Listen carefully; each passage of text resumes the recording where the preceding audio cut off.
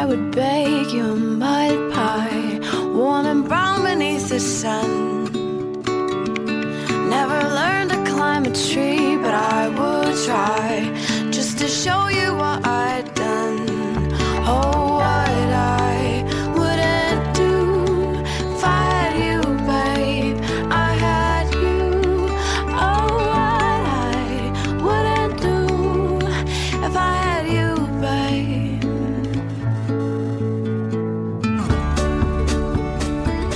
Hablando, ¿verdad? Que tu hija, cuando la traes, está aquí en el estudio, es como que no está pensando... Está como si mirara a Peppa Pig. Igual te pareces o algo, ¿no? Sí, primero te mira a ti, ahora me mira a mí, pero no cambia ni un solo gesto. Sí. Bueno, seguro que no es un robot, ¿no? Estábamos llegando y se había echado una siestecita y igual ahora se ha despertado y está así como contemplativa. Yo recomendaría que cambiara de osito, porque lleva con el mismo osito 1 año y medio. Sí, el osito, la verdad es que hay que lavarlo. Ositos, tengo 8 ositos iguales. Es el mismo, pero lo traes... Sí, tengo 8 ositos para ir... Va rotando. Son baratos, ¿eh? Mira cómo mira. Ha entendido la palabra osito, yo creo, ¿no? Pere Estupiñán es padre, es químico, bioquímico y conductor en la 2 del Cazador de Cerebros, y Javier San Pedro es doctor en genética y biología molecular y colaborador del País. Notición científico esta semana, por cierto, con sello español. Es equipo de oncólogos del Hospital Vall d'Hebron que ha creado un fármaco que evita la metástasis y activa el sistema inmune para reducir el tumor. Esto es lo de siempre. Das esta noticia y preguntas, ¿para cuándo? Claro. Pues estamos en ensayos clínicos de tipo 1, o sea, han empezado ya con 41 personas, así que si el ensayo va bien y no hay toxicidad, que no lo sabemos todavía, pues podríamos estar hablando de 4 o 5 años para completar un ensayo de fase 3. Hay ocasiones en que un fármaco va tan bien en una fase temprana, en fase 2, que se suspende el ensayo clínico por razones éticas, porque si claro, los médicos ven que está funcionando en el grupo que está recibiendo el fármaco y está dando a la mitad de las personas placebo, claro, a una persona que está en riesgo de muerte en pocos meses, pues se suspenden los ensayos y se da el fármaco a toda la población del ensayo. Pero, en fin, es muy importante no lanzar las campanas al vuelo en estos casos. El avance es muy prometedor. Los estudios en ratones han sido muy prometedores. Tiene una lógica muy sólida detrás, porque está utilizando el mismo sistema que usan las células del feto para protegerse del ataque inmunológico de la madre. Es una proteína que se llama LIF, el factor de inhibición de la leucemia. Olvidémonos del nombre porque nos vamos a liar.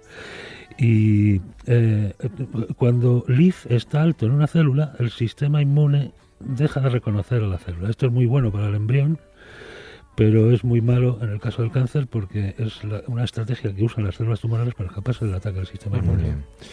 En fin, dicen que el fármaco genera una memoria inmune. ¿Significa eso que entrena al cuerpo para no recaer, entonces? Sí, de hecho el sistema de memoria inmune es el mismo que nos permite vivir sin que nuestras propias defensas ataquen a nuestras células. Esta es toda una estrategia que no es súper nueva, pero es un poco toda esta idea de hacer que el sistema inmune sea el que luche contra el cáncer. La inmunoterapia, sí. La inmunoterapia. Es una de las grandes sí que revoluciones. Es verdad que este fármaco en concreto es muy prometedor, no es un avance cualquiera. Es verdad que tiene que pasar unas fases de ensayos clínicos para comprobar que no genera efectos secundarios y que es eficiente, pero sí que en los últimos años han aparecido fármacos similares que sí que están funcionando contra algunos cánceres. Este en particular es contra el de páncreas, ovario, pulmón y próstata. Claro, los que tienen más expresados graves, esa proteína. Sí, son los más agresivos. Por ejemplo, el gliioblastoma es un cáncer cerebral muy agresivo, cáncer de páncreas, sabemos todos que es muy agresivo, los cánceres de ovario más agresivos y de pulmón, precisamente porque tienen muy activada esta proteína LIF, y de manera que escapan al sistema inmune. Así que son solo unos pocos tipos de cánceres, pero son muy importantes. Oye, hay otra noticia que tenemos sobre la mesa de esta semana. Hablábamos no hace mucho de aquel científico chino que anunció y luego desanunció un avance. Ahora es un ruso. Sí, sí, de hecho ha hecho exactamente lo mismo. Recordemos que en noviembre la noticia era que habían nacido 2 niñas modificadas genéticamente en China. Este científico ruso tiene toda la intención de seguir con estos experimentos. En primer lugar, pero todavía no hay embarazos ni niños, ¿eh? Pero tiene algunos embriones ya hechos, en primer lugar con lo mismo que fue en el caso chino para hacer a los niños inmunes al virus del SIDA.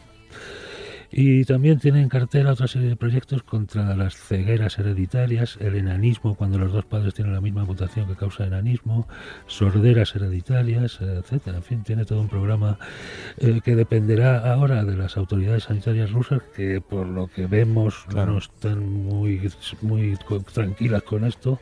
Bueno, este es el tema clave, ¿no? La edición genética de embriones humanos en algunos países, Estados Unidos, de Europa, pues está prohibida, pero no tienen herramientas para evitar que eso que consideramos que éticamente es problemático, porque esos recién nacidos pueden tener muchos otros problemas y aparte se pueden generar problemas de desigualdad entre personas que tienen acceso a esto. Y no, tiene varias razones por lo que es éticamente reprobable, pero que igual en Rusia o en China no hay legislación sobre este tema. La legislación depende de cada país. Si la ética es universal, como yo creo, la bioética debería ser universal también. Y se está hablando que las Naciones Unidas, que la OMS intente hacer algo al respecto. Ponte de acuerdo para firmar un tratado como el de París o el de Kioto en cuestiones de bioética imposible. Sí, pero siguiéndolo un poco mejor, a ser posible. Tenemos como siempre un número de teléfono para que hagan preguntas, si hay tiempo al final, un par de minutos, a Pera y a Javier, o pidan su opinión. Es el 638-855-349. Nos pueden llamar, nos pueden escribir o nos pueden mandar una nota de voz, es un número de WhatsApp. Es el 638-855-349.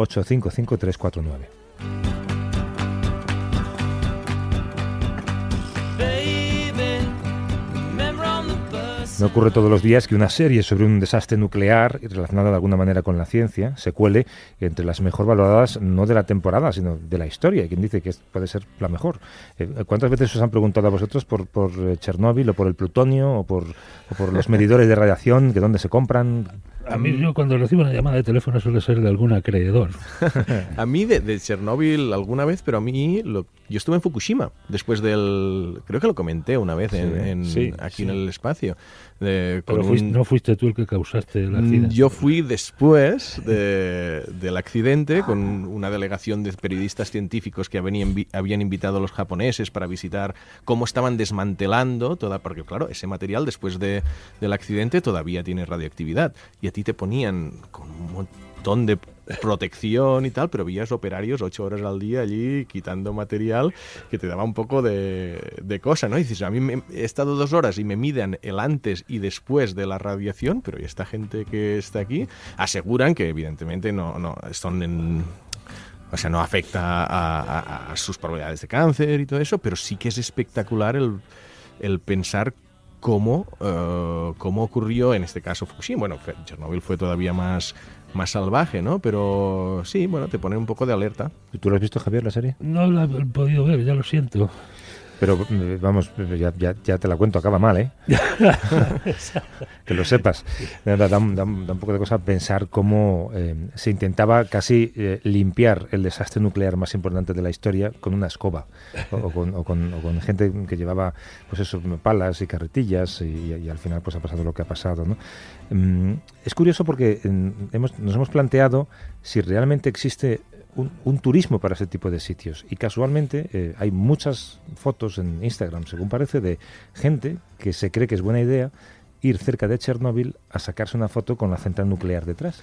Y eso lo pones en Instagram con tu bolso de Louis Vuitton bien colgado y parece que queda muy bien. Sí.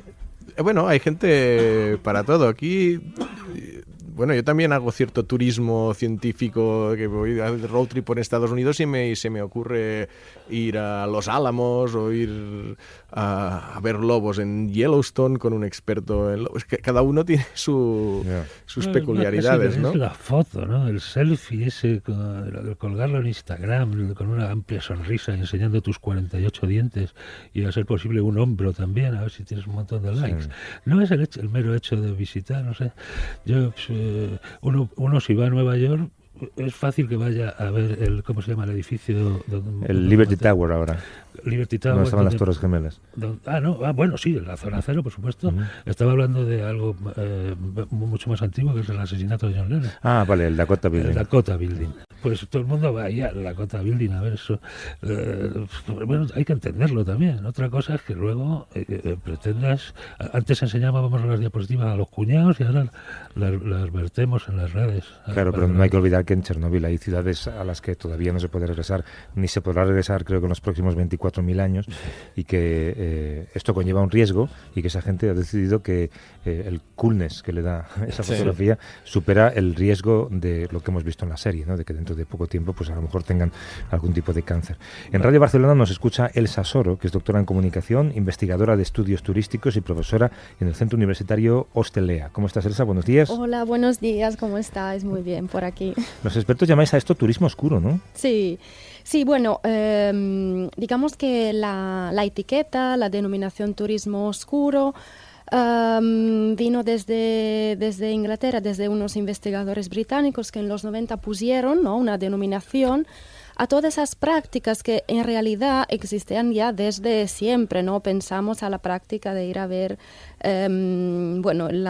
los leones en el Coliseo, ¿no? Todas esas prácticas relacionadas con la visita o con la experiencia de la muerte, la visita a sitios y lugares relacionados con las catástrofes, con la muerte, con la tristeza. Entonces sí que se ha necesitado desde la academia poner un nombre a esto, aunque sí efectivamente la etiqueta, ¿no?, la denominación, y como todas, ¿no?, pueden ser tanto demasiado incluyentes o demasiado excluyentes. Claro. De todas maneras, sí que, y digamos que los mismos investigadores la definen un poco frágil, ¿no?, como etiqueta, porque, bueno, hasta dónde es turismo cultural, visitar un memorial, hasta dónde es turismo de aventura, todas esas experiencias de las que estáis hablando, ¿no?, como, bueno, con Chernóbil en primer lugar, y hasta dónde es turismo oscuro. Se trata más bien de organizar una serie de prácticas que más bien responden un poco a la necesidad, ¿no?, de este turista contemporáneo que ya no se queda contento con visitar, con ver, sino que lo que quiere es, como estabais comentando, la adrenalina, el riesgo y la aventura, las sensaciones. La tontería, Exacto, sí, también, y la tontería, que bueno, que también es algo que atraviesa, ¿no?, un poco la imagen parte de la naturaleza humana. Claro. Sí, y también de los turistas, como vamos, de todos. Creo que no eres muy amiga de los rankings, pero hay un informe que publicasteis el año pasado sobre turismo oscuro, y ahí citabais los destinos más cotizados en este mapa de catástrofes naturales y de sitios de desastres. ¿Te acuerdas de cuáles son? Sí, bueno, eso de los rankings efectivamente depende mucho de las fuentes, ¿no?, de los indicadores. Muchas veces los rankings depende de quién paga para, digamos, crearlo. Efectivamente, ese ranking en realidad se refería más bien a cómo los blogs de viaje están marcando tendencia, ¿no?, en materia de turismo oscuro, porque son lugares donde se narran experiencias de los mismos, digamos, de los mismos turistas. Entonces, pues sí que salen top 5, top 3, top 10. Y bueno, había uno en particular que trataba de los destinos oscuros más cotizados en Europa, donde lo que sí que me acuerdo es que la ciudad de la central nuclear en Ucrania estaba en el primer sitio. Claro. Y esto antes del lanzamiento y del auge de la serie. Así que ahora habría que actualizarlos, pero digamos que ya estaba bastante bien actualizado antes de la misma serie. Es decir, porque los tours de Chernóbil organizados por agencias de viajes han existido ya desde unos años, y ahora imagino, no tengo datos a la mano, pero imagino que vamos que eso ya esté en un auge total, digamos. Es curioso, ¿no?, que el ser humano provoque, incluso con su comportamiento, al menos en el futuro va a pasar, ¿no?, catástrofes naturales, y que luego el ser humano vaya a ver los restos de esas catástrofes. Sí, es un poco, no sé, contradictorio, ¿no? Pero ¿y cuál es cuál es en el fondo la motivación de este tipo de turismo? O sea que... No es científica, desde luego. Pero debe tener algún factor psicológico el querer desmarcarse de lo convencional, pero que puede ser una parte, pero luego ir a este tipo de turismo oscuro en lugar de otro, científico, digamos, que tampoco es convencional. Sí, digamos que hay una contradicción porque todo el factor riesgo de una manera siempre es un riesgo controlado, ¿no? Pensamos, estaba leyendo un poco en esas agencias, ¿no? Donde, digamos, hay muchísimos comentarios y review en TripAdvisor donde se asegura que el tour de Chernóbil ha estado súper bien y súper seguro. Por un lado hay esa motivación, que es una motivación más ligada a la necesidad de sentir, ¿no? De sentirse vivo quizás, pero siempre en un entorno controlado. Bueno, otras motivaciones también podrían ser ligadas más, bueno, a un interés, a una curiosidad, sobre todo en el caso, y también a una necesidad, ¿no? de tipo un poquito más educativo, ¿no? Pensamos a las visitas en los memoriales, o sea, en sitios que... Como por ejemplo un campo de concentración. Claro, exactamente, claro. Es exactamente lo que pensaba. Bueno, digamos... Pero eso no es turismo oscuro, ¿no? Eso es un interés legítimo. Sí. Cultural. Sí, ¿no? Cultural y educativo. A mí, pues sí que el viaje del instituto fue precisamente en un campo de exterminio. Así que en ese caso, ya yo han pasado muchísimos años, en esa época no sabía que iba a hablar de turismo oscuro hoy, pero sí. y eso sí, los que estabais comentando de los selfies es también un tema muy clave, un tema muy interesante a analizar, porque por quien le interese, ¿no? La relación entre medios de comunicación, dispositivos mediales y mediáticos y lugares, ¿no? Y es muy, digamos, obviamente la primera reacción es un poco el abominio, ¿no? Nos parece hacernos una foto delante de un campo de exterminio, pero sí que esto refleja la práctica turística, ¿no? Y el mundo en el que vivimos. Claro. Exacto, y que no cambia, ¿no? Según el lugar. De hecho, hay un documental muy interesante de un director bielorruso, pero que vivió en Ucrania precisamente, presentado en Venecia, creo en 2016, que se llama Austerlitz, donde, digamos, el director puso una cámara fija en diferentes campos de exterminios, y lo que se ve durante el documental es simplemente la vida, el fluir, ¿no? De la visita de los turistas a esos lugares donde pues hay de todo, ¿no? Hay los selfies, hay momentos un poco más de reflexión y hay la frivolidad típica de la práctica turística. O sea, el objetivo no es denunciar, ¿no? Esas prácticas, simplemente, bueno, hacen parte de lo contemporáneo, digamos. Es muy interesante. Elsa Soro, doctora en comunicación e investigadora en estudios turísticos, profesora en el Centro Universitario Hostelea. Gracias, Elsa. Un abrazo. Gracias a vosotros, un abrazo, hasta luego, adiós.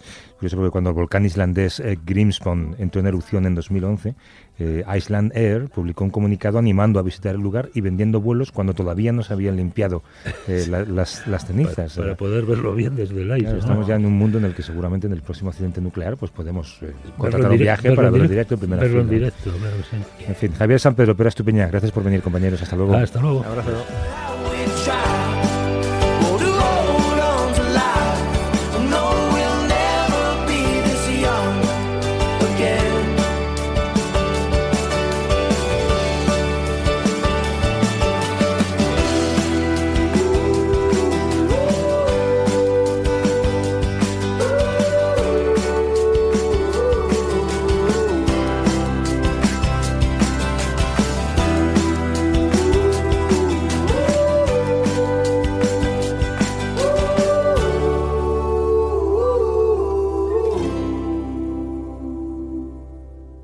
A vivir que son 2 días. Javier del Pino.